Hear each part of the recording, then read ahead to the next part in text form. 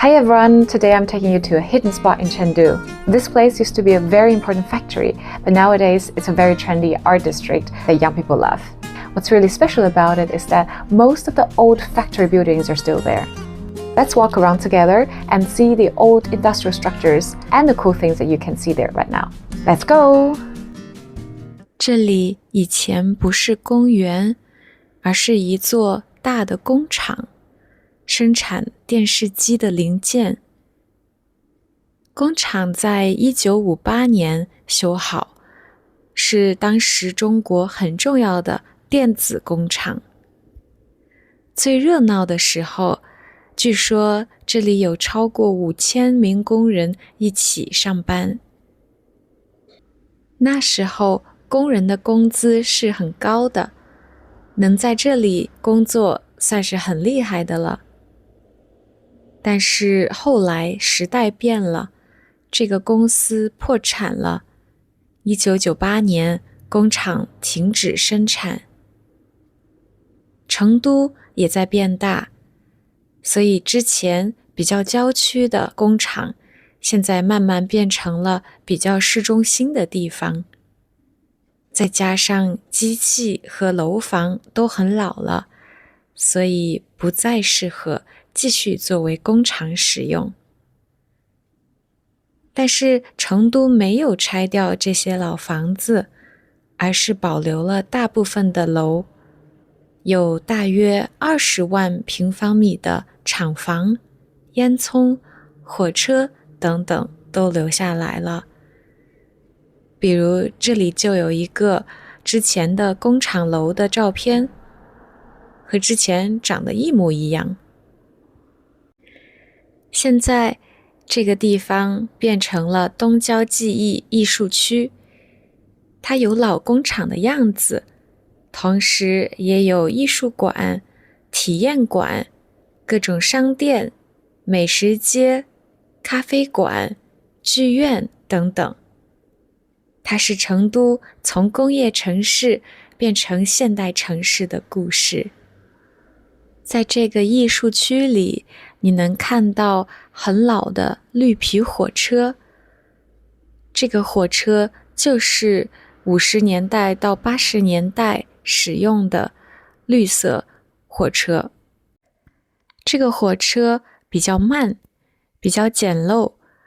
现在大家坐高铁很多，这种绿皮火车很少，可能在比较乡下的地方还能看到。现在这辆绿皮火车被做成了咖啡店，我觉得还是挺值得体验一下的。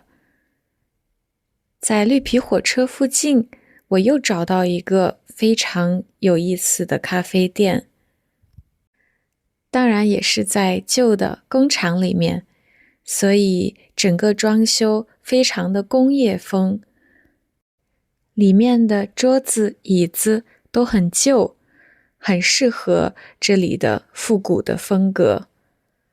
因为是厂房，所以屋顶很高，整个里边感觉很宽敞。如果你在这个艺术区散步的话，会发现很多很潮流的品牌和一些艺术家的小设计，很现代，很时尚。这里也有非常多不同的茶馆和咖啡馆，在这里休息和玩的人非常多。有的时候我都觉得我不像在中国，但是也说不清楚在哪里，就是有一种现代和过去结合的感觉，真的非常特别，很推荐大家来感受一下。如果来中国，来成都，千万不要错过这里。除了刚才给大家看的厂房里面的咖啡之外，这里也有很多外面的露天的咖啡和茶馆，大家都在打牌聊天，很悠闲。这家咖啡馆是我最喜欢的，非常有艺术感。这里面的设计还有小的装修摆件都非常有意思，而且它是卖衣服的店和咖啡结合，这里面的衣服和装饰也非常的好看。还有一个很特别的咖啡是这个鸟巢里面的咖啡，它比较小，只有几个座位，但是外面也可以坐。成都人也非常喜欢坐在外面，晒点太阳，喝点茶，或者睡个小觉，也很舒服。在里面散步的时候，发现了非常多很老的这些小的机器，以及这些机器和现代艺术的结合，还有一些几十年前的标语，比如说这个，看起来非常社会主义。你也能看到很多有意思的圣诞树和雕塑。再往前走，就能看到成都最有名的打卡点之一。这个队伍全都是排队拍照的，我简直不敢相信，大家居然会为了拍这2个字排这么久的队。不过确实还挺酷的，人超级多。这里面也有一个大的广场，应该平时可以办活动之类的。这个也非常有过去工厂的风格。在这里拍照确实挺美的，既有这些中式的茶馆，能拍到中国传统的风格，也有这些比较特别的艺术品和工厂建筑的结合。这么丰富和特别的地方，我好像还没有见到过。站在不同的地方，也会有不同的感受。逛完园区，有点饿了，我们出来找点吃的。在中国，最不缺的就是吃的，任何园区一定都会有美食街或者美食摊。这里还有韩国菜和泰国菜等等。前面还有一些新年小集市，和厂房以及周围的高楼一起看，觉得这个搭配有点神奇。我还发现了一个1米长的肉串，这么大的一个串才20块，但是这个肉也太多了吧？他们真的能吃完吗？还有鱿鱼、钵钵鸡，全是红的，肯定很辣。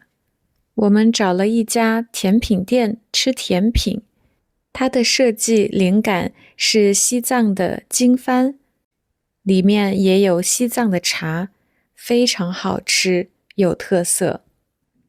最后给大家看几个比较特别的店，比如说这个店里有好几个大树，没有砍它，而是直接保留下来，让树穿过屋顶。第2家店是可以自己手工做的手工艺品，这家店卖的都是金属的小部件，然后你需要自己把这些部件组装起来，拼成最后的样子。这也太漂亮了吧！另外，同样漂亮的是《红楼梦》体验馆，这是中国古代的一本书，你可以穿着书中人物的衣服去里边体验。旁边还有一家卖蝴蝶制品的店，我看到有人买回家当装饰品。蝴蝶翅膀的颜色和形态确实很美。这里还有书店，不过书店的样子在下次书店的视频再给你们看。